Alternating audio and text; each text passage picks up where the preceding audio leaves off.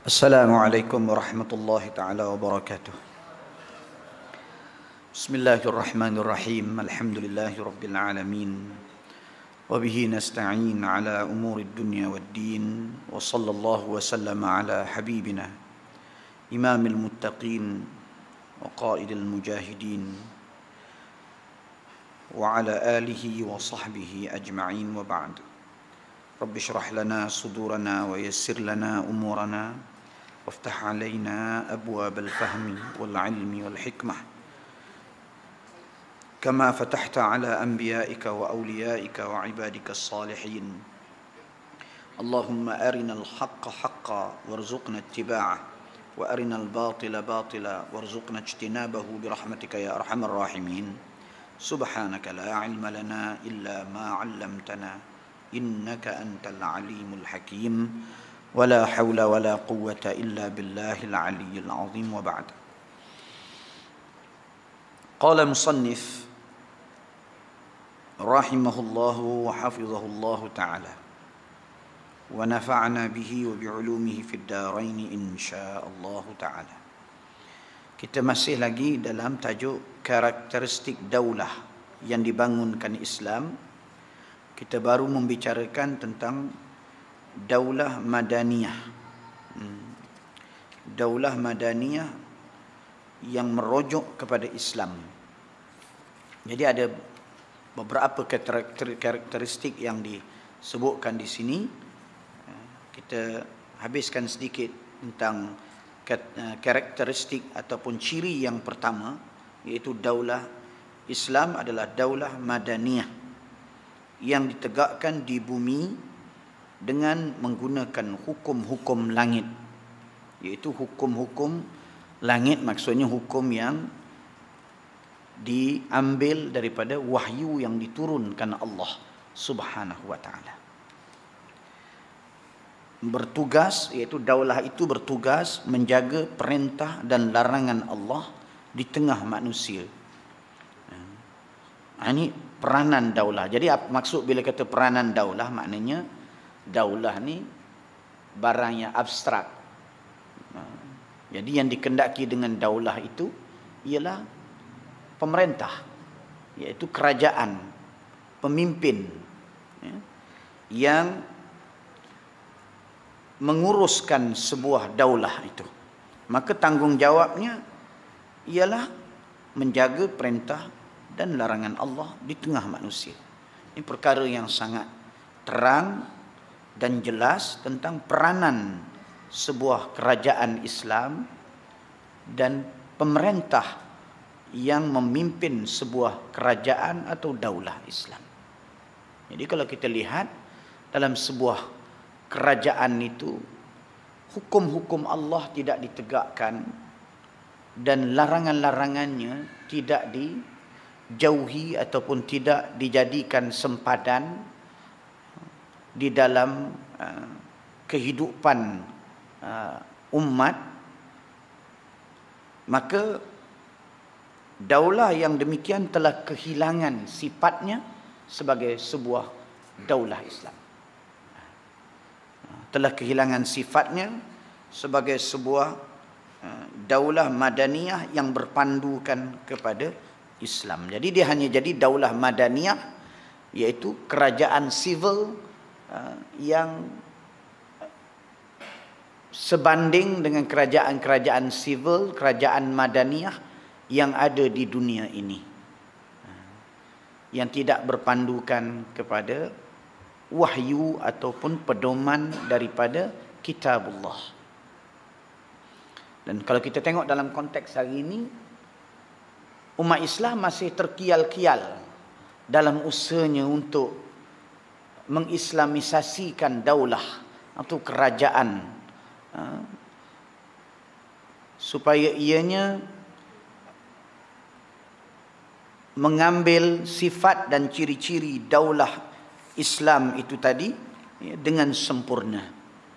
Masih lagi terkial-kial, dan puncanya bukan kerana tidak ada kejelasan tentang ciri-ciri daulah Islam itu, tentang karakteristik daulah Islam, tapi puncanya ialah kembali kepada masalah tiadanya kejujuran para pemerintah dan pemimpin yang menguruskan kerajaan atau daulah itu untuk kembali kepada Islam. Atau dalam bahasa politiknya dipanggil political will.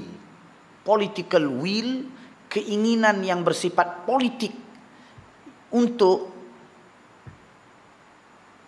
mengambil Islam itu sebagai teras bernegara. Jadi ini yang kekurangan yang menjadi masalah kepada dunia Islam pada hari ini. Dan kekurangan ini dia bukan berpunca daripada ketiadaan ilmu, ketiadaan sumber rujukan, tiada pengkayaan ilmu. Tidak, itu semua adalah masalah-masalah sekunder, secondary. Tapi masalah sebenarnya ialah tak adanya political will daripada kalangan orang yang diberikan amanah untuk memimpin umat Islam. Ini masalah yang disebut oleh sebahagian ulama-ulama harakah Islamiyah sebagai masalah akidah. Masalah akidah. Tidak ada keyakinan terhadap ajaran Islam. Mereka sendiri merasa syak dan ragu terhadap keabsahan dan relevan dan kegunaan ajaran Islam itu untuk menjadi sebagai teras bernegara yang baik di zaman ini. Benda ini menghantui fikiran mereka. Lantas mereka hanya mengambil Islam itu daripada tepi-tepi dan sisi-sisinya sahaja. Macam hari ini sudut bersalawat, menganjurkan program-program salawat. Dan negeri Melaka yang terbaru mungkin akan mengubah semua apa dia tu papan tanda supaya diletakkan jawi dalam papan tanda itu.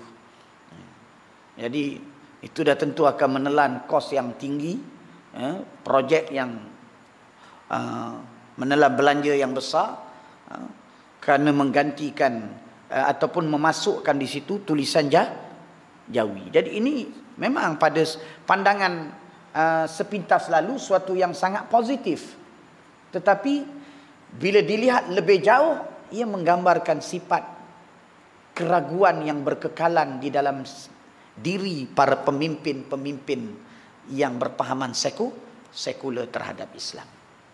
Jadi dia hanya ambil tepi-tepi aja, sisi-sisi saja, dan dia tidak pernah berani untuk benar-benar mengaplikasikan perundangan Islam itu di dalam mentadbir dan di dalam memerintah dan di dalam menentukan polisi kerajaan. Itu tak pernah. Jadi duduk main tepi-tepi je lah. Kenapa tidak ada keyakinan? Bagi masyarakat awam, mereka terbuai dengan permainan ini. Terbuai dan merasa syok, merasa seronok. Sedangkan golongan sekular itu tidak pernah berubah sebenarnya. Dan tiada transformasi yang berlaku dari sudut keraguan kepada keyakinan. Tak ada sebenarnya. Jadi dengan begini daulah ini iaitu yang mempunyai ciri untuk menjaga perintah dan larangan Allah di tengah manusia. Daulah yang begini layak mendapat pertolongan Allah. Itu adalah keistimewaan dia. Keistimewaan sebuah daulah Islam ni, kalau orang tanya apa benda untungnya daulah Islam, apa lebihnya daulah Islam, sehingga kita nak memastikan ciri-ciri sebuah daulah Islam itu benar-benar dilaksanakan dan wujud dalam kerajaan yang ada pada hari ini.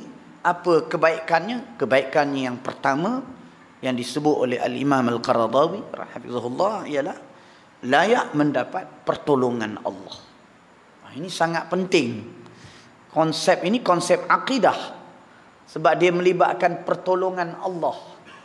Jadi pertolongan Allah itu sudah tentulah yang akan menerima konsep itu mereka yang beriman kepada Allah. Jadi konsep ni tak ada di dalam teori politik sekular dan tak ada di dalam bahasa dan istilah-istilah ahli-ahli politik yang berfahaman sekular. Tak ada. Dan bagi mereka konsep ini tak mempunyai sebarang relevannya dengan politik semasa. Tak ada. Kenapa? Kerana yang akan menerima konsep ini sebagai suatu hal yang penting di dalam memastikan kerajaan itu berasaskan kepada Islam ialah mereka yang beriman kepada Allah, yang beriman dengan rububiyahnya, bi anna kulla syai'in biyadih, bahawa segala sesuatunya dengan kekuasaan Allah Subhanahu wa taala. Wala yataharraku syai'un wala yaskunu syai'un illa billah, tak akan bergerak sesuatu dan tak akan diam sesuatu melainkan dengan kehendak Allah Subhanahu wa taala. Maka termasuk dalam gerak dan diam itu iaitu apa yang dipanggil sebagai kemajuan dan perkembangan ekonomi, kekayaan negara, ataupun yang melibatkan soal kesihatan dan wabaknya, penyakitnya, yang melibatkan kepada soal keselamatan, diserang ataupun dikhianatinya. Jadi ini semua adalah merupakan makhluk ciptaan Allah Subhanahu wa taala.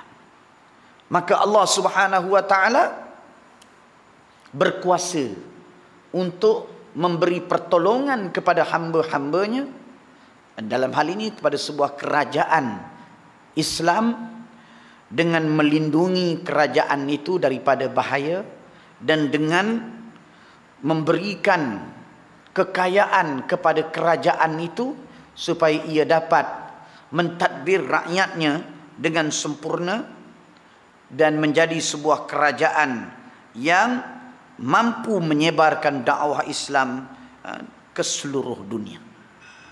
Jadi ini Allah Ta'ala sebut semua dalam Quran, dalam firman-Nya, a'udzubillahi minasyaitonir rajim, law anna ahlal qura amanu wattaqau la fatahna 'alaihim barakatim minas sama'i wal ard.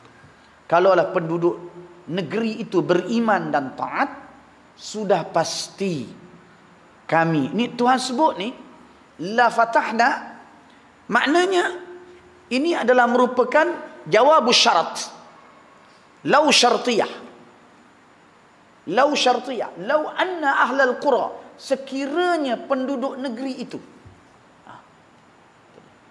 beriman dan berbuat taat, la fatahna alaihim, jawab syaratnya, kami akan membukakan kepada mereka itu daripada atas. Makna nak beritahu melimpah-limpah, melimpah-limpah akan jatuh kepada mereka, turun kepada mereka, barakatim minas sama, iaitu rezeki dan kebaikan yang begitu banyak sekali daripada langit dan daripada bumi. Ini adalah janji Allah Subhanahu wa taala kepada hamba-hambanya yang beriman, kepada sebuah kerajaan negeri yang bersifat sebagai sebuah kerajaan atau daulah Islamiah yang sebenar. Jadi ini dalam konsep teori sekular memang tak ada lah. Hatta orang ambil PhD dalam bidang political science pun kita tak akan jumpa lah dalam tesis dia. Apa dia? Iaitu ta'idat minallah. Konsep sokongan dan bantuan daripada Allah Subhanahu wa ta'ala. Tak ada. Ini tak jumpa. Kita tak jumpa konsep itu. Dan konsep itu tak dianggap sebagai konsep yang ilmiah. Kalau dibawa ke dalam perbahasan politik, di reject. Itu dia. Tak diiktiraf dia sebagai kita panggil seorang political scientist. Itu dia. Jadi ini adalah merupakan kerangka pendidikan barat yang sememangnya diatur dan dibentuk untuk mengasingkan konsep-konsep agama daripada penghayatan hidup manusia, dengan meletakkan konsep-konsep itu dengan nilai-nilai mundur, reactionaries, nilai-nilai yang negatif, nilai-nilai yang dianggap tahyul dan khurafat yang tidak diberikan sokongan-sokongan ilmiah. oleh sistem pendidikan yang ada. Jadi ini dipanggil ghazwul fikri, yaitu serangan fikiran yang menyerang fikiran manusia yang beriman itu bagi menimbulkan syak dan ragu, hilang keyakinan terhadap Islam. Karena dah tak ada nilai-nilai positif yang dihubungkan dengan Islam itu. Ini berat, ya, sehingga melahirkan satu generasi yang tak yakin dengan Islam. Jadi akhirnya diambil Islam itu bila dia menjadi pemimpin, tepi-tepi je lah. Tulisan jawi, majlis bersalawat, ya, itu dia. Bukan benda itu tidak dari Islam, itu dari Islam, dianjurkan oleh Islam. Tetapi hanya perkara-perkara yang tak ada kaitan langsung dari sudut apa dia, sistem politik Islam dan pentadbiran yang berdasarkan Islam. Ini dia. Jadi kalau kita tak mengaji hari ini, mungkin kita tak tahu. Sebagaimana halnya kebanyakan masyarakat, mereka terkesima dengan pendekatan-pendekatan ini. Itu dia. Kenapa? Kerana mereka kasihkan Islam. Jadi bila tengok ada pendekatan Islam macam ni, mereka terkesima dan merasa tenang dan damai. Dalam keadaan kalau mereka itu belajar apa yang kita belajar, mereka tahu bahawa perkara itu adalah sebenarnya manifestasi penyakit yang ditanggung oleh pemimpin-pemimpin politik moden di zaman ini, yang ragu terhadap Islam. Ia bukan sebenarnya merupakan suatu apa kita panggil simptom-simptom positif ataupun indikator-indikator yang menunjukkan semakin sehat, semakin kuat, semakin sembuh, semakin segar. Tidak, tapi dia sebenarnya adalah indikator yang menunjukkan betapa kuatnya terpahat penyakit ragu terhadap Islam itu. Itu dia. Jadi tanpa ada tugas itu, maka tidak ada jaminan eksistensi dan kekekalannya. Jadi dalam konsep Islam yang berdasarkan aqidatut tauhid, kalau tak ada ciri tersebut, tugasan untuk melaksanakan perintah Allah dan untuk menghalang hal yang ditegak oleh Allah daripada berlaku di kalangan manusia, ditegakkan oleh sebuah kerajaan yang menyebabkan dia ataupun mempunyai sifat sebagai daulah Islam ini tadi, maka kalau tak ada, maka tidak ada jaminan eksistensi dan kekekalannya. Kita tengok how many civilizations, tengok berapa banyak tamadun-tamadun dunia pupus dalam sejarah dunia. Jadi tamadun-tamadun ini mengalami puncak kemajuan materialnya, kebendaannya, yang sepatutnya dengan kemajuan material dan kebendaan adalah merupakan asbab yang dianggap kuat untuk mengekalkan sebuah kerajaan. Sebab tu setiap kerajaan berusaha untuk memperkayakan kerajaan itu dan daulah itu dan memperkuatkannya dengan sokongan-sokongan material dan kebendaan. Tapi kerajaan-kerajaan ini walaupun di puncak kehebatannya, akhirnya musnah dan binasa. Kalau kita tengok kemusnahan itu tadi, dia datang dengan cara yang pelik. Yang pelik. Kalau kita baca sebuah buku orang putih, saya pun baca lah juga untuk pengetahuan am, antaranya 10 katastrofi, 10 dia panggil bencana dahsyat yang berlaku dalam sejarah dunia. Itu dia.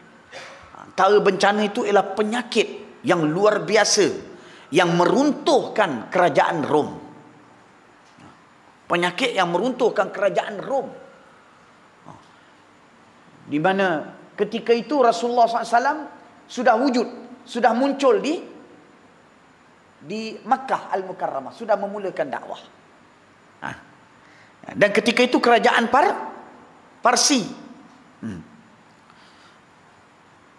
wujud dengan begitu gagahnya. Bagaimana yang berlaku? Kerajaan Kerajaan Parsi ini saya tak sebut di sini, saya nak sebut Rom. Allah menghancurkannya dan melemahkannya sehingga bila datang kerajaan Islam Madinah, dia tidak menghadapi halangan besar daripada kerajaan Rom. Kerana kerajaan Rom pada ketika itu telah menjadi lemah. Telah menjadi lemah kerana serangan penyakit yang dahsyat. Jadi dalam buku itu menceritakan bagaimana kota Rom itu, kota apa kita panggil Konstantinopel itu dipenuhi dengan mayat-mayat. Mati pas orang mati, dia panggil wabak, mati seorang mati. Semua orang semua duduk dalam rumah takut nak keluar, takut berjangkit dengan orang yang ada penyakit itu. Mati sehingga tak ada kawasan kubur nak ditanam, sehingga dicampakkan saja dalam lubang-lubang bertindan-tindan mayat. Itu dia. Ini semua adalah merupakan hal yang telah berlaku dalam sejarah yang menghancurkan tamadun sebesar kerajaan tamadun Rom itu. Jadi apakah yang boleh melindungi tamadun-tamadun ini daripada musibah dan bencana-bencana ini, sama ada dalam skala yang kecil atau yang besar? Sudah tentu di sinilah kita golongan yang beriman dengan rububiyah Allah itu meyakini yang hanya boleh melindungi rakyat dan umat itu ialah Allah Subhanahu wa taala.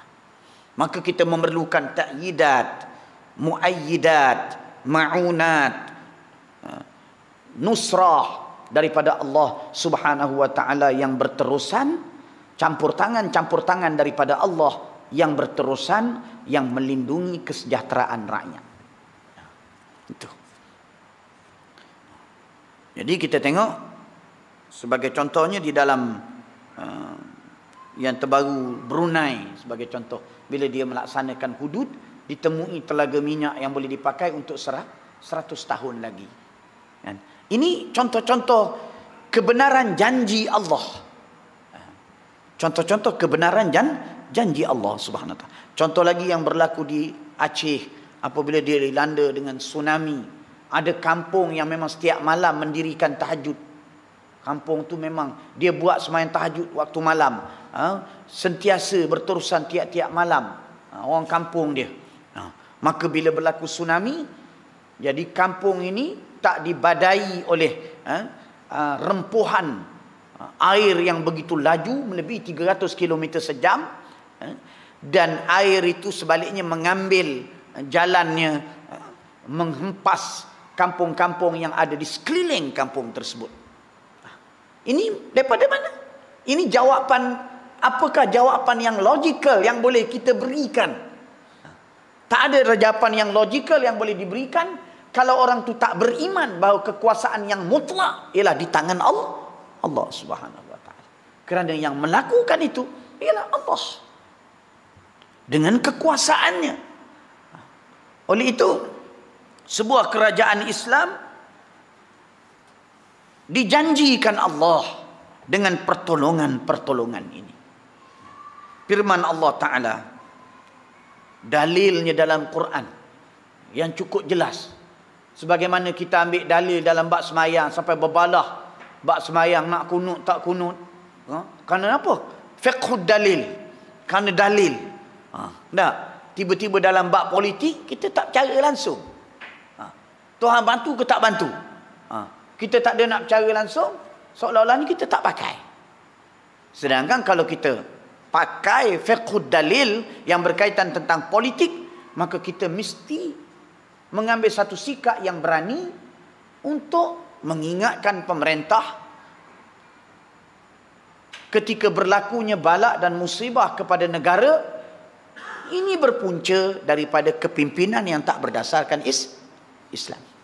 Kerana Allah telah menjanjikan kepimpinan yang berdasarkan Islam diberi pertolongan oleh Allah Subhanahu wa taala. Macam mana boleh jadi begitu?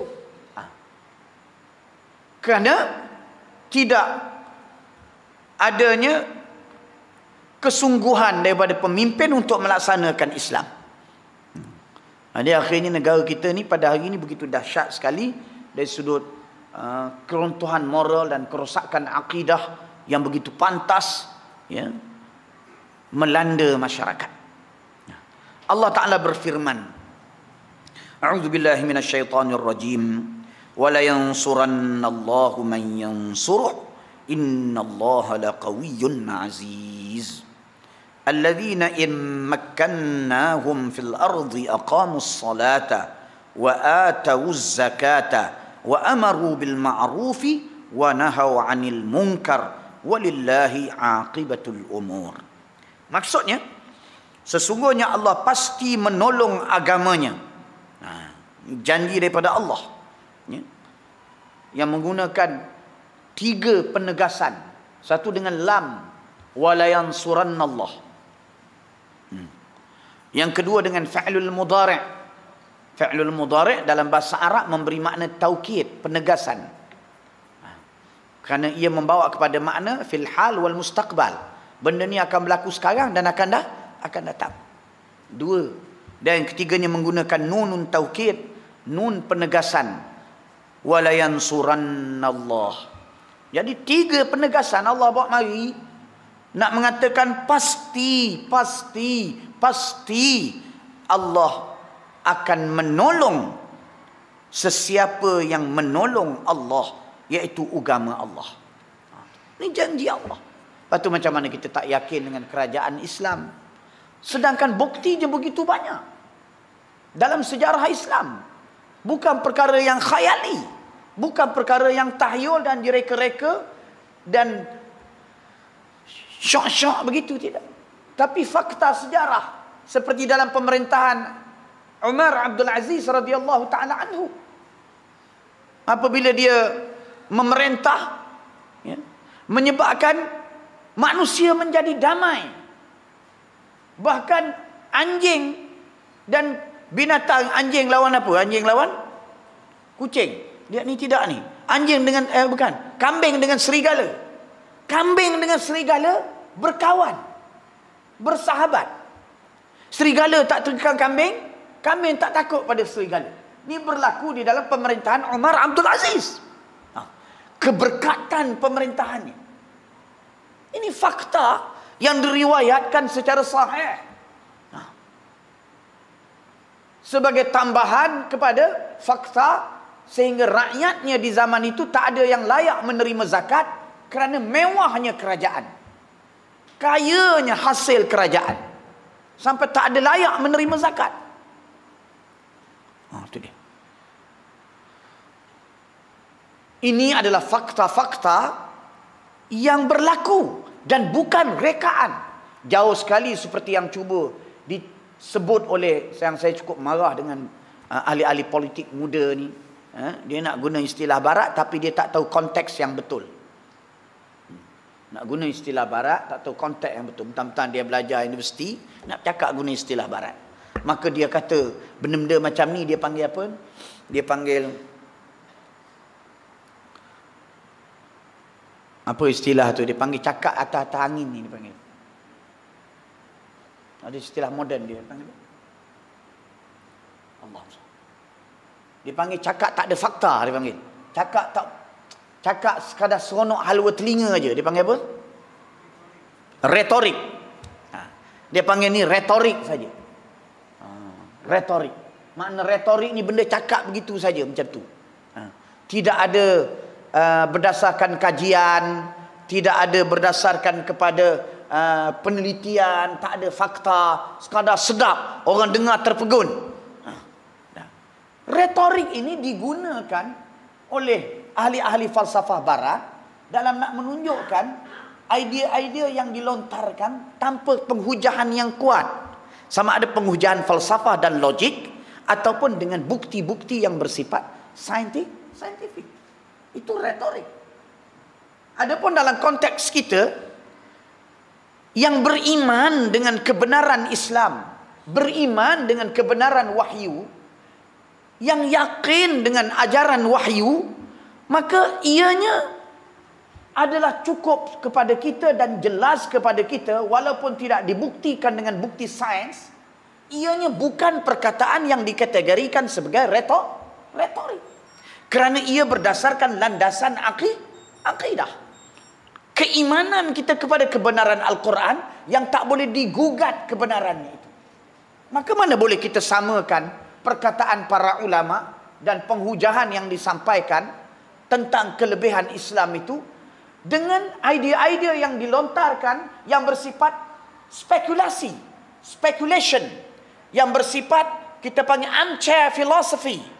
Perkataan-perkataan yang seperti itu memang layak dipanggil rhetoric, tetapi apa yang dilontarkan dengan landasan wahyu yang tak boleh dipertikaikan kebenarannya, diturunkan daripada Allah, adalah perkara yang jauh daripada bersifat retorik. Bahkan ia menjadi akidah yang wajib kita pegang dan kita benarkan dan kita laksanakan di dalam kehidupan, diberi pahala yang melaksanakannya dan berdosa yang meninggalkannya. Macam mana boleh jadi perkataan itu retorik? Jaga baik-baik dengan setengah-setengah ahli politik muda yang kita panggil terpengaruh dengan apa kita panggil terminologi barat, lalu menggunakannya tidak berdasarkan kepada apa kita panggil platform yang betul dan konteks yang benar. Dia menggunakannya dalam konteks yang salah. Itu dia.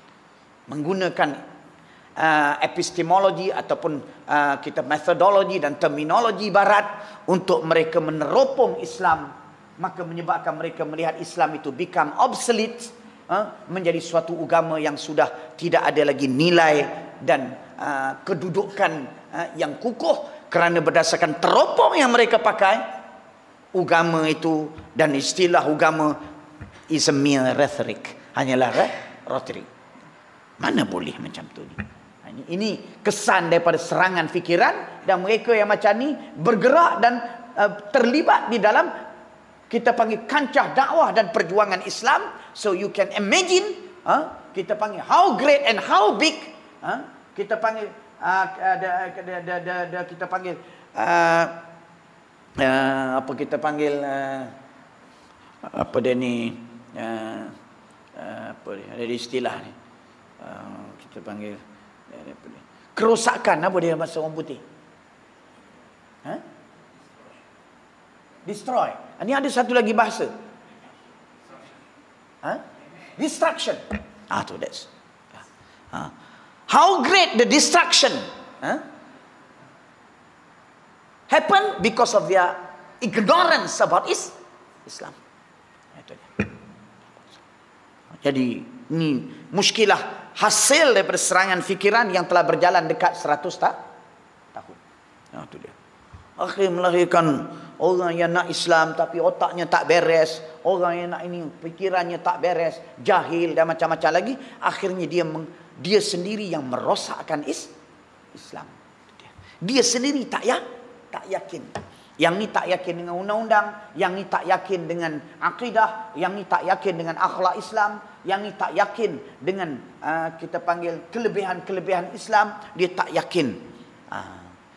Jadi ini kita panggil tragedi yang berlaku kepada dunia Islam, melainkan yang dirahmati Allah, yang diperkukuhkan hatinya dan diteguhkan keyakinannya kepada Islam di sebalik gelombang-gelombang yang berlapis-lapis ini, yang cuba meragukan mereka terhadap agama Allah Subhanahu wa taala. Wala yansurannallahu man yansuruh innallaha laqawiyyun aziz. Iaitu sesungguhnya Allah pasti menolong agamanya, menolong orang yang menolong agamanya. Terjemahan ni tak berapa baik. Buku ni, Fiqh Daulah ni, terjemahan keluaran Pustaka Syuhada ni tak berapa baik. Terjemahan yang baiknya yang mula-mula dulu, yang buku lama dulu. Kan ada dulu mula-mula kita belajar tu, tu bagus. Yang ini dia terjemah pun salah. Wala yansurannallahu man yansuruh. Yang sepatut terjemahan sesungguhnya sudah pasti Allah Ta'ala akan menolong sesiapa yang menolongnya atau menolong agamanya. Ini dia terus, sesungguhnya Allah pasti menolong agamanya. Terjemahan salah. Itu dia. Jadi sudah pasti Allah akan menolong sesiapa yang menolong agamanya. Maka sesiapa yang menolong agamanya termasuk ahli politik Islam, termasuk pemimpin Islam, termasuk presiden Islam. Itu termasuk kepada man belaka yang meliputi semua golongan manusia yang beriman yang mendukung akan ajaran agama Islam ini. Sesungguhnya Allah benar-benar maha kuat lagi maha perkasa. Ini dalil daripada Allah Ta'ala yang nak beritahu dia boleh tolong.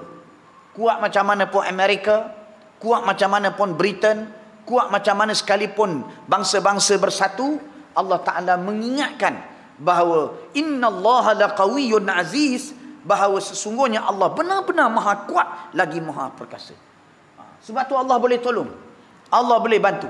Tengok Rasulullah SAW yang membangunkan daulah Islam Madinah berdepan dengan kuasa besar dunia Rom dan Parsi. Allah tolong, Allah melemahkan Rom dengan penyakit, Allah menghancurkan Parsi dengan pemberontakan dalaman. Itu semua pekerjaan Allah Ta'ala berlaku. Jadi benda berat jadi mudah. Bayangkan kalau Rom tu kuat, tak ada penyakit, tenteranya semuanya kuat belaka, dengan jeneralnya yang terkenal dari sudut politiknya, dalam berdepan dengan musuh. Kalau kita baca kisah tamadun Rom ni, dia ada banyak melahirkan jeneral-jeneralnya yang dahsyat-dahsyat, yang sehingga rajanya bergantung kepada kehebatan jeneral, sampai takut ke jeneral pergi bunuh pula jeneral. Tu dia. Nak beritahu hebatnya jeneral-jeneral dia tu dalam nak jaga kerajaan Rom. Tapi bila berdepan dengan epidemik penyakit, habis jeneral-jeneral pun mati. Tak boleh buat apa. Bayangkan kalau Rom tu kuat macam tu. Bayangkan kalau Parsi tu kuat, tak ada pemberontakan dalaman. Kerja Nabi SAW menjadi semakin berat. Berat adalah kerajaan Islam Madinah. Infant baru, baru budak baru, kecil baru. Lepas tu dengan rakyatnya yang tak ramai. Kemudiannya dengan negeri yang gersang. Tiba-tiba nak berdepan dengan Rom dan Parsi. Yang kalau kita hari ini macam Amerika dengan nuklear dia sebagai superpowers. Nuklear dia beratus, entah beribu biji nuklear dia ada. Dengan Israelnya, dengan Britannya. Tak campur lagi negara-negara yang lain.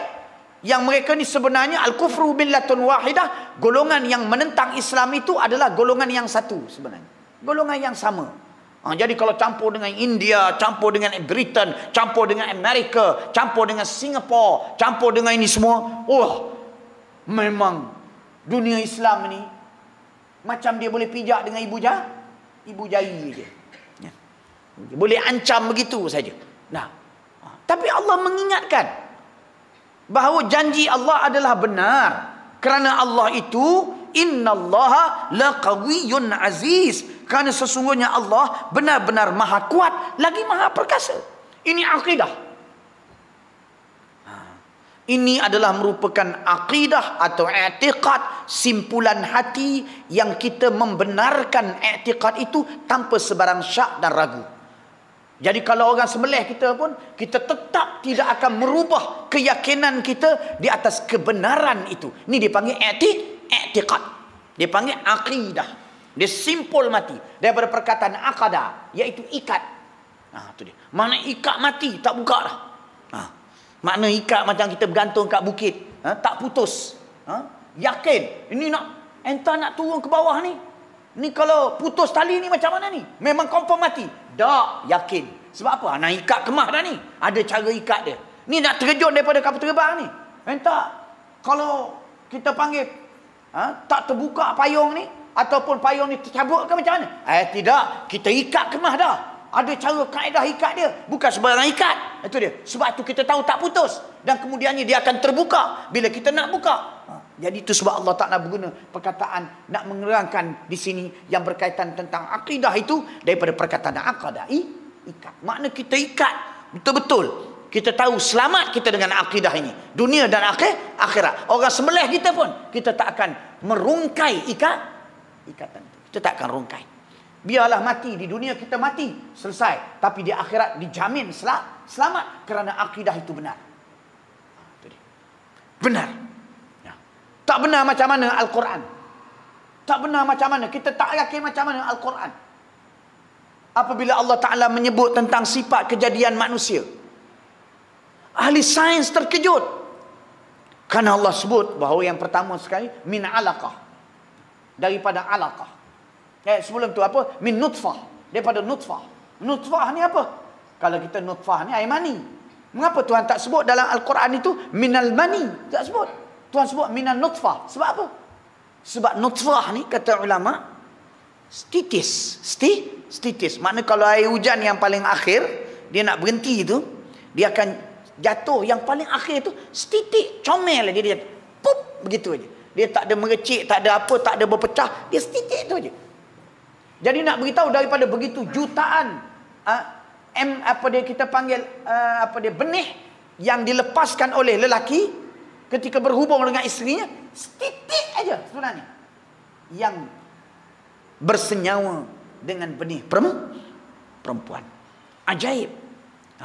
Allah nak beritahu sifat kejadian manusia itu, iaitu menggambarkan bahawa daripada jutaan itu hanya setitik, hanya satu saja yang jadi. Itu dia.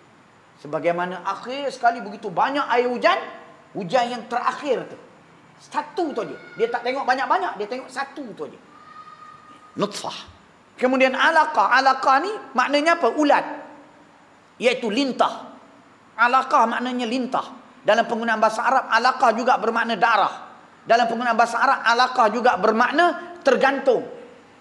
Jadi Allah Ta'ala cipta daripada nutfah, Allah cerita lepas tu jadi alaqah. Dan memang bila masuk nutfah ni tadi, masuk benih ni dalam perut rahim wanita, dia bergantung pada rahim. Dan sifatnya sebiji macam lintah. Rupanya betul-betul macam lintah. Tapi dia daripada darah, bukan daripada kulit lintah lah. Daripada darah. Itu dia. Jadi macam mana kita tak percaya dengan Quran? Nabi tahu mana? Bukan Nabi pergi buka dada, buka apa kita panggil perut orang perempuan. Nabi tahu pada mana kalau tidak ini merupakan wahyu. Ini mukjizat. Tiba-tiba Allah Ta'ala menyebut wala yansurannallahu man yansuruh. Di tengah kekuatan Amerika, Jepun, Jerman dan sebagainya, tiba-tiba kita rasa takut. Kita ragu lagi dengan Allah. Ini ayat Quran. Ini yang disebut oleh ulama muskilah krisis akidah. Krisis akidah. Kita sendiri tak yakin. Kesan daripada serangan fikiran. Sepatutnya bila kita menyedari krisis itu, maka kita mesti mengelakkan diri. Kerana kalau kita mati dalam keadaan tidak yakin kepada Al-Quran, kita akan mati su'ul khatimah tanpa syak. Kita akan mati su'ul khatimah. Na'udzubillahi min dzalik. Itu dia. Jadi mati su'ul khatimah ni apa? Mati kafir lah. Mati kafir. Na'udzubillahi min dzalik. Jadi oleh itu sesungguhnya Allah pasti menolong agamanya. Sesungguhnya menolong orang yang menolong agamanya. Sesungguhnya Allah benar-benar maha kuat lagi maha perkasa. Kita kena yakin. Jangan ayat-ayat yang berkaitan tentang apa kita panggil ganjaran syurga semata-mata, azab neraka, tetapi ayat-ayat yang berkaitan tentang politik. Ayat yang menjanjikan pertolongan Allah kepada sebuah kerajaan dan daulah. Ayat yang menjanjikan pertolongan Allah kepada orang-orang Islam yang berjuang dari kalangan pemimpin-pemimpin Islam. Ayat-ayat ini kita kena yakin kerana semuanya adalah merupakan ayat yang benar yang diturunkan oleh Allah Subhanahu wa taala untuk memimpin dan memandu manusia. Apa dia? Iaitu orang-orang, siapa dia? Orang-orang yang jika kami teguhkan kedudukan mereka di muka bumi, nescaya mereka mendirikan solat. Ini sifat orang mukmin yang bila diteguhkan kedudukan. Maksud diteguhkan kedudukan berkerajaan, mempunyai kuasa. Jadi, maka dia mendirikan solat, dia menunaikan zakat, dia menyuruh berbuat yang ma'ruf dan mencegah dari perbuatan yang mungkar. Itu dia. Hari ni kalau kita tengok ni benda berat dalam negara kita pada hari ni, fail. Kita tengok menunaikan solat. Rakyatnya yang menunaikan solat berdasarkan kajian 20% saja yang betul-betul sembahyang 5 waktu. Ini dalam negara kita. Yang 60%-nya beragama Islam. Kecuaian ini dah tentu tak akan berlaku melainkan kerana pemerintah yang cuai. Yang mengadakan program-program, hiburan-hiburan yang menghimpunkan manusia tanpa mengambil kira kepatuhan mereka menunaikan solat. Bola tak semayang, ikut program konsert tak semayang. Kenapa? Semayang ikut masing-masing. Itu dia. Sedangkan semayang bukan ikut masing-masing. Semayang itu tanggungjawab Kerajaan, tanggungjawab daulah memastikan rakyatnya menunaikan salat. Itu tanggungjawab kerajaan. Sebab tu bila rakyatnya tak semayang, dia dijatuhkan hukuman yang hanya boleh dijatuhkan oleh pemerintah saja, iaitu dipancung dia, dihukum bunuh bila dia enggan menunaikan salat. Ini tanggungjawab pemerintah. Jadi bukan semata-mata yang dipancung atau yang dibunuh itu dengan sebab dia membunuh orang sebagai balasan qisas. Dia tak sembahyang pun menjadi kewajipan pemerintah. Jadi apabila buat konsep-konsep dan program yang mengabaikan keperluan dan kepatuhan menunaikan salat kepada yang hadir, maka kerajaan memberi isyarat yang salah kepada rakyat bahawa sembahyang itu tidak penting. Ni. Dia yang kita nak kata, nak marah ke siapa? Yang merintahnya orang Melayu, bukan? Hak jadi Perdana Menteri orang Melayu, hak jadi Exco Agama orang Melayu, bukannya orang Cina, bukan orang Dayak, orang Melayu juga. Orang Melayu belaka. Hak jadi muftinya Melayu, hak jadi qadinya Melayu, tapi tidak ada menegur kemungkaran yang besar yang berlaku dalam negara pada hari ini. Itu dalam bab salat. Begitu juga dalam menunaikan zakat. Tu Petronas, ini benda realiti. Tidak mengeluarkan zakat. Ini realiti. Agensi kerajaan yang mempunyai keuntungan berbilion, puluhan bilion, tiba-tiba tak mengeluarkan zakat. Hanya dia mengeluarkan, dia panggil dana untuk kebajikan sosial, kepentingan sosial saja. Tapi tidak mengeluarkan zakat menurut yang syar'inya. Itu dia. Bayangkan. Macam mana sebuah negara yang ada mufti, ada qadi, boleh dibiarkan agensi kerajaan yang begini kaya, tidak diaudit kekayaannya dan tidak dituntut mengeluarkan zakat. Macam mana? Kerajaan macam mana? Kerajaan yang macam mana? Yang melakukan demikian sudah tentunya bukan yang dipanggil sebagai kerajaan Islam. Bukan. Kalau kita kata kerajaan Islam juga, kita sebenarnya buang semua petunjuk ilmu dan menggelapkan mata kita dan memekakkan telinga. Kita boleh buat kalau kita nak buat begitu. Tapi kita bersiaplah untuk kita berdepan dengan hujah-hujah daripada Allah di hari akhirat. Apa kita nak jawab? Kita boleh kata dah buat selawat, dah tulisan Jawi, masjid dah banyak, ni khair, alhamdulillah, kerajaan kita nak Islam. Kita boleh kata macam tu untuk menyedapkan hati kita. Tetapi dari sudut realitinya, dari sudut tuntutan yang diperintah oleh Allah kepada pemerintah supaya mereka melaksanakan sebagai sebuah kerajaan, tidak dilaksanakan dengan sebenarnya. Maka menyebabkan rakyat mengabaikan solat dan zakat tidak dikeluarkan oleh agensi yang sepatutnya dengan zakat yang dikeluarkan itu boleh membantu rakyat dan kemudiannya menyuruh berbuat yang makruf, dan mencegah dari perbuatan yang mungkar. Cegah mungkar macam mana? Di Melaka buka apa tu? Apa dia panggil? Hard Rock Cafe. Tu menteri sendiri turun merasmikan Hard Rock Cafe. Macam mana? Ini mungkar. Ini mungkar. Hard Rock Cafe ni tempat yang di dalamnya orang tak boleh ganggu. Dia ada lesen dia. Orang tak boleh ganggu. Dia nak minum arak ke, dia nak apa ke, tak boleh ganggu. Tu dia. Jadi macam mana? Tuan-tuan yang dirahmati Allah, saya ingat bendanya cukup jelas dengan kita belajar daripada kitab ini. Nampak dengan terang negara kita ini mengambil jalan dan juga arah tuju yang sangat-sangat songsang daripada ajaran Islam. Dan dengan itu menyebabkan kita rakyat berada dalam bahaya yang sangat besar. Bahaya yang sangat besar. Dan tanda-tanda bahaya itu seperti kapal terbang yang menyonsang arus. Dia mula bergegar badan-badan dia. Kemudiannya mula tercabut lampu dia. Lepas pecah cermin. Tunggu nak terkopak satu badan, habis terjun semua dalam laut. Itu dia. Jadi negara kita tu dah mula nampak dah benda tu. Dengan gempa buminya, dengan apa bencana-bencana alamnya, dengan pembunuhannya, dengan kita panggil jenayah-jenayah yang dahsyat dan luar biasa, dengan kemalangan-kemalangan yang tak terfikir dalam kepala kita boleh berlaku, dan macam-macam lagi benda yang menyebabkan negara kita ini tidak berada dalam keadaan tenteram dan damai. Tak ada. Rakyat berada dalam keadaan yang runsing. Ini dia panggil simptom-simptom itulah. Dia tunggu terkopak, dia tunggu terjun dalam laut semua sekali. Takkan kita nak tunggu terkopak, terjun dalam laut baru kita nak menyesal pada ketika itu sudah tidak berguna, sudah tidak berfaedah. Ya. Tuan-tuan yang dirahmati Allah.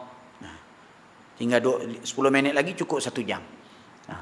Jadi saya buka kepada soal jawab. Falyatafaddalu mashkura. Jadi kita belum masuk lagi pada daulah bertaraf antarabangsa. Itu dia. Silakan.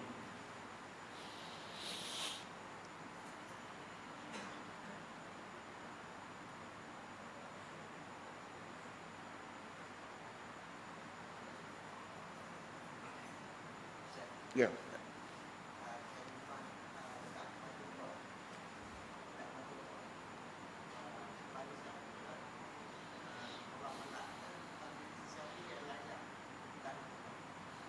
Ya, jazakumullah. Penggunaan laknatullah itu kita panggil iaitu al-la'nu iaitu melaknat. Laknat ni maksudnya al-ib'ad min rahmatillah, dijauhkan daripada rahmat Allah. Baik. Jadi melaknat ni maknanya kita mendoakan dia supaya dia dijauhkan dari rahmat Allah. Jadi beratlah kalau seseorang itu dijauhkan daripada rahmat Allah, maka dah tentulah orang itu akan musnah dan binasa. Na'udzubillah min dzalik. Sebab itu penggunaan kalimah laknat itu sangat-sangat berbahaya. Sehingga pernah di zaman Rasulullah SAW, Nabi tak pakai unta tertentu kerana unta itu sudah dilaknat, sudah dimaki, sudah disialkan. Maka tak pakai kerana sudah dilaknat begitu. Disialkan. Jadi dalam hal ini apabila seseorang itu melaknat dan yang dilaknat itu tidak layak menerima laknat itu, maka laknat itu akan terbang di udara, kembali kepadanya balik. Itu dia. Samalah seperti mencelakakan dan sebagainya, dia akan kembali balik.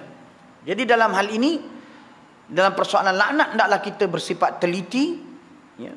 Maka berdasarkan nas, ya, Quran dan hadis, ulama menyimpulkan seperti yang boleh kita baca dalam Riyadhus Salihin, ya, dalam bab yang menceritakan tentang laknat ni, iaitu boleh kita melaknat iaitu dalam bentuk yang bersifat umum. Orang kafir secara umum, laknatullahi alal kafirin, laknat Allah kepada orang-orang kafir. Laknatullah alal musyrikin, laknat Allah kepada orang-orang musyrikin. Laknatullah alal munafiqin. Ini secara umum boleh. Tetapi untuk kita melaknat secara individu, maka tidak dibenarkan, melainkan yang dilaknat oleh Allah dan oleh Rasulullah sallallahu alaihi wasallam. Seperti Firaun dilaknat, maka kita kata Firaun laknatullah. Itu dia. Tetapi yang lain daripada itu, yang tidak ada kita panggil nas yang ia dilaknatkan secara individu, maka kita tidak boleh melaknatnya secara individu. Kenapa? Kerana ilmu tentang dia layak dilaknat itu hanya ada di sisi Allah Ta'ala. Jadi yang boleh kita lakukan ialah kepada umum, bersifat umum, ataupun kepada mereka-mereka yang mempunyai sifat-sifat orang yang dilaknat oleh Allah. Sebagai contoh, Nabi sebut bahawa wanita yang al-kasiyat ariyat ini, yang berpakaian tapi telanjang, dilaknat oleh Allah Ta'ala. Jadi kita boleh kata, awak jangan pakaian macam ni, takut nanti awak dilaknat oleh Allah. Begitu ya. Mana sebagai ingatan. Itu dia. Wallahu a'lam. Silakan.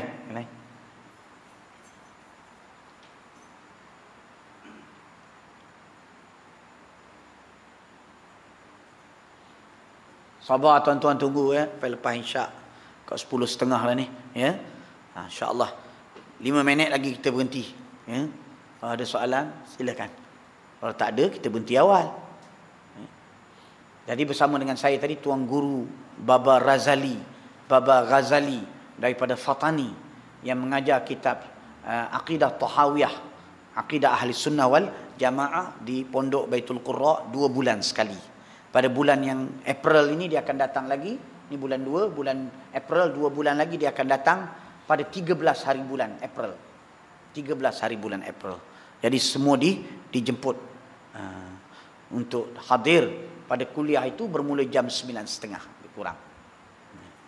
Jadi bila dia nak balik tadi naik kalimah Allah di langit.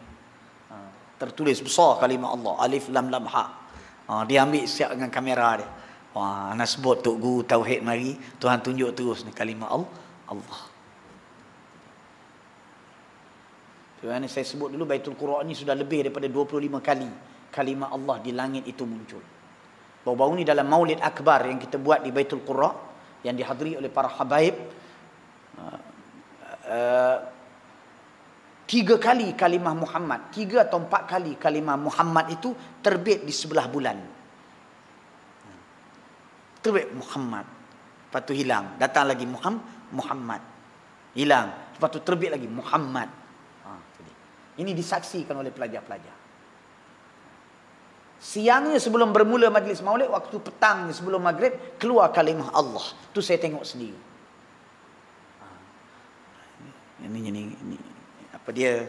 Itu semua alamatul barakah, alamat keberkatan, sebab menyebut nama Allah itu membawa barakah. Ya. Tidak menyebut nama Allah dalam satu pekerjaan menyebabkan keberkatan itu menjadi terputus. Maka kalau tempat itu ada kalimah Allah, lafzul jalalah, maka ia merujuk kepada keberkatan. Keberkatan tempat, keberkatan majlis dan sebagainya. Jadi nak balik tadi keluar kalimah Allah. Akhir zaman ni lagi Tuhan tunjuk. Sebab akhir zaman ni terlampau banyak kekeliruan, maka Allah tunjuk jalan yang benar dan jalan yang salah. Tuhan tunjuk terus. Sila kalau ada soalan. Muslimat macam nak marah aja. Silakan kalau ada soalan.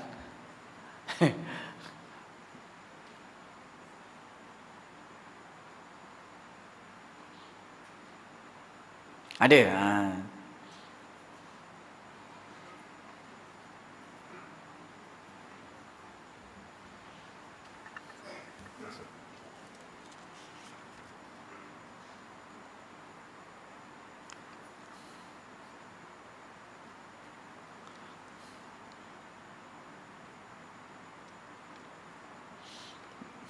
Alhamdulillah, sangat berkesan manfaat ceramah Ustaz pada kami. Tapi bagaimanakah cara yang mudah untuk kami sebarkan untuk masyarakat Kota Wawasan ini? Jazakumullah, Kota Warisan, jazakumullah khairan katsiran atas tumpuan yang diberikan sepanjang kuliah kita tadi. Cara kita nak sebarkan ni bukan payah. CD ada, pakat sekarang ni burn.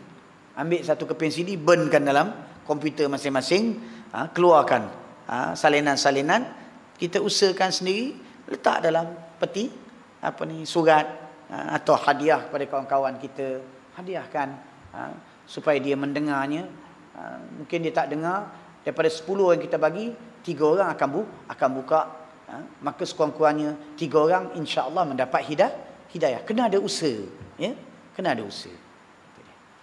Al-Habib Hasan Al-Attas yang ada di Masjid Ba'alawi di Selangor, di Singapura, pernah datang pelancong ke tempatnya. Pelancong pakai seluar pendek. Jadi pelancong ni letih agaknya, naik basikal ke apa agaknya. Dia duduklah dekat kaki 5 masjid tu. Al-Habib Hasan Al-Attas jemput dia datang untuk masuk dalam masjid, sediakan bilik untuk dia. Pakai seluar pendek, sediakan bilik untuk dia berehat kat situ. Jadi dia pun berehat kat situ. Lepas tu sehari dia berehat. Lepas tu Habib kata nak balik dah. Belum lagi, dia nak duduk lagi 2 hari. Habib benarkan. Dia nak duduk lagi 3 hari. Habib tu ketua kat situ. Sampai 5 hari dia duduk. Akhir kalau nak kira 3 hari dah boleh halau dah. Ni dah sampai 5 hari. Sebab Habib ada matlamat dakwah. Dia ada strategi dia. Itu dia. Jadi akhir selepas 5 hari dia pun balik. Anak-anak murid yang lain ingat, insya-Allah lah berimanlah dia ni. Dapat hidayah. Rupanya tidak. Dia balik Jerman, tak masuk Islam dia. 2 tahun kemudian dia datang jumpa dengan Habib Hasan, dia kata, "Tolong Islamkan saya." Habib Hassan tanya sebab apa? Sebabnya dia balik buat kajian terhadap azan yang dia dengar. Azan tu berapa? 5 hari. 5 kali 5, 25 azan. Dia duduk di rumah, di masjid, 25 azan dia dengar. Dan yang paling menariknya azan waktu subuh. 5 kali dia dengar, as-salatu khairum minan naum. Dia buat kajian. Sembahyang itu lebih baik daripada tidur. Dan menyebabkan dia dapat kesedaran. Dan dia datang balik untuk masuk Islam. Dan minta Habib sendiri yang mengislamkan dia. Ini kita kena ada usaha. Kadang-kadang yang kita masuk hari ni belum ada kesan. Ya, lusa belum ada kesan, minggu depan belum ada kesan, dekat pilihan raya ada kesan. Boleh jadi. Boleh jadi agaknya. Jadi maknanya kita pakat burn kan bagi. Kita kena ada satu kita panggil kepahaman yang positif dalam dakwah. Kita sekadar berusaha saja. Buat aja, kita buat aja. Baki serah pada Allah. Itu bukan kerja kita dah. Kita sebar-sebar banner, sebar-sebar apa kita panggil handbill, orang ramai ke tak ramai datang ni. Itu bukan kerja kita. Kerja kita sebar kita. Lepas tu tawakal ala Allah, berdoa dengan Allah. Jadi ambil CD ni, masing-masing ada komputer sekarang semua canggih-canggih. Burn kan. Ataupun masukkan dalam bentuk YouTube. Dalam bentuk YouTube kekeratan-keratan. Jangan satu ni orang tak 1 jam tu orang tak dengar. Ustaz Azhar terus orang dengar lah. Ustaz Zul ni dia kira offkan terus lah. Silap-silap dia delete terus. Jadi letaklah untuk 3 minit ke 1 minit ke potong-potong kan. Ataupun dalam macam tu kemudian ni kita hantar. Atau kalau nak hantar sempurna, hantar melalui email sebagai contoh. Jadi insya-Allah usaha kita tu kalau kita boleh buat, ya, setiap seorang buat untuk 10 orang. Saya ingat yang hadir dalam 30 orang, maka dah 300 orang. 10 orang, 300 orang. Yang penting kita kena usahakan insya-Allah. Wallahu alam. Yang lain?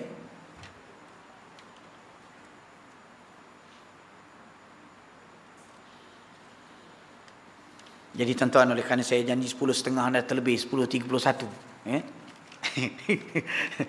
Jadi saya pertama sekali saya mengucapkan jazakumullah khairan kasiran kepada Al-Fadhil Ustaz, jawatan kuasa masjid, dan juga seluruh hadirin kerana sabar untuk menghidupkan majlis ilmu pada malam ini walaupun begitu lewat dan tersasar daripada jadual.